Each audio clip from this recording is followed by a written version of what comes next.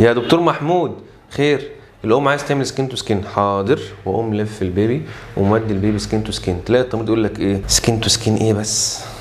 طب السكين تو سكين ده فعلا علم ولا موضه والناس بتتدلع؟ لا، ده علم، وعلى حسب توصيات الاكاديميه الامريكيه لطب الاطفال اللي بتقول ان ملامسه جلد الطفل لجلد الام ليها فوائد كتيره، منها 1 بتنظم درجه حراره البيبي، 2 بتنظم ضربات القلب والتنفس وده بيقلل لي من خطر مشاكل التنفس عند البيبي، 3 بتظبط مستويات السكر في الدم عند الرضيع وده بالتبعية بيقلل من خطر نقص السكر عند الرضيع، 4 وخلي بالك دي المهمة بتشجع على الرضاعة الطبيعية وده من خلال تحفيز الغريزة الطبيعية اللي عند البيبي. تلاقي البيبي اول ما يتولد وهو لسه مش شايف يقعد يشم لحد ما يوصل الحلمة بتاعة الام. طب ايه بقى الفوائد للام؟ دي حاجة بتعزز الرابط العاطفي بينك وبين البيبي اللي تعبنا فيه 9 شهور دلوقتي بنلمسه وبنحضنه. 2 بيساعد في افراز الاكسيتوسين اللي بيحاول يخلي الرحم ينقبض ويرجع مكانه تاني. تاني وظيفة الاكسيتوسين ان هو بيعمل انقباضات في القنوات اللبنية فيخلي